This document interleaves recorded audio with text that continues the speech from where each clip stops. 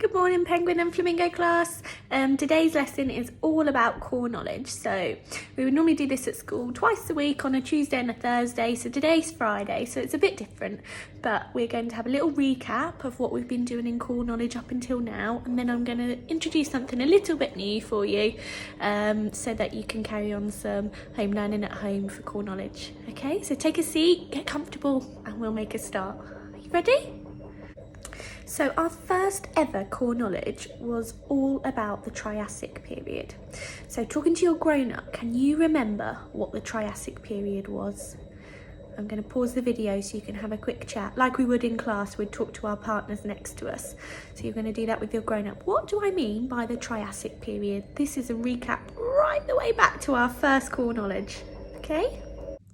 So hopefully you can remember some fun facts about the Triassic period. Now the reason we started looking at the Triassic period is because lots of us at school were interested in the dinosaurs in our small world area.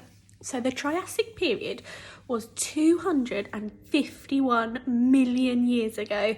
So lots of us remember that number because it's a big number. So a long time ago. And that is when the dinosaurs roamed the earth. Now, we talked a lot about how the earth looked and we used lots of new words when we were talking about the Triassic period. So we talked about the word extinct. What does extinct mean? Talk to your grown-ups, see if you can remember extinct. So extinct means when something no longer exists. So we know that the dinosaurs roamed the earth and the scientists think that perhaps a volcano erupted and made everything else become extinct. So we say extinct, which means things were no longer around apart from those dinosaurs. So we've got lots of new language now. We've got Triassic period. Can you say it? Triassic period. Can you say extinct? Extinct. Can you say erupted? Erupted. That's what we say to describe the volcano erupting onto the earth. Erupted. Well done. Let's look at some more facts around the Triassic period that we learned in core knowledge. So lots of us may already know that the dinosaurs were big. So that got us thinking during our core knowledge, how did the dinosaurs fit in the schools and the buildings? How did they walk around without stepping on lots of cars? How did they get into the shops? Because they were bigger and taller than the buildings. We had to do some investigating to find this out further. And we realised that the Earth back in the Triassic period looked very different to the way it looks now. So there were some new words we learnt to describe how the Earth looked during this time. Can you remember? Have a think, have a talk to your grown-up. They're quite tricky words, but have a think, see if you can find them in your long-term memory, the things that we were learning about. Okay. So, during the Triassic period, we know that the Earth was one big supercontinent. Can you say supercontinent? So a continent is when there's lots of land together. So we know that the dinosaurs had plenty more space to walk around. So that's one of the ways that we can explain that there wasn't any shops, there wasn't any schools for them to go to, there was just lots and lots of land. This supercontinent is known as the Pangaea. So that's another new word that we learned, Pangaea, and it is shaped just like a K for caterpillar in our phonics. Okay, so after we learnt about the Pangaea, we learnt about lots and lots of things regarding the Triassic period. You were paleontologists and you looked at the bones of the dinosaurs, we looked at the size of the dinosaurs, we looked at the different types of dinosaurs. And one of the things that came up from this was the reptiles that used to live in the water. And we started to look at different species. So I'm now going to look at the next core knowledge we done after the Triassic period and have a recap on the species that we learnt about. Are you ready?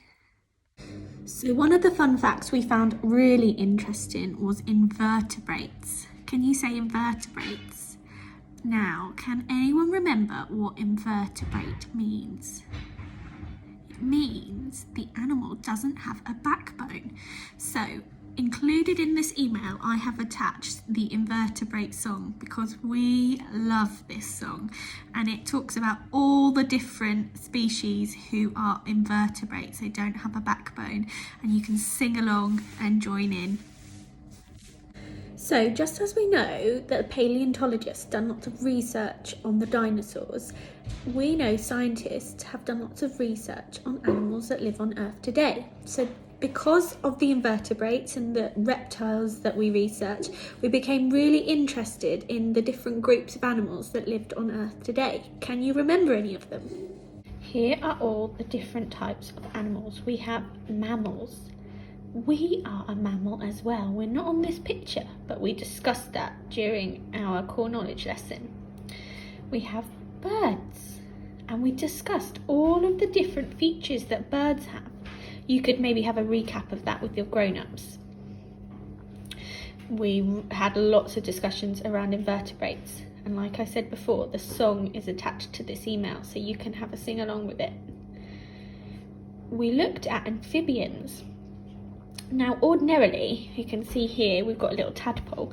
At this time of year we would have some tadpoles in our classroom so we could see them grow and watch what happens.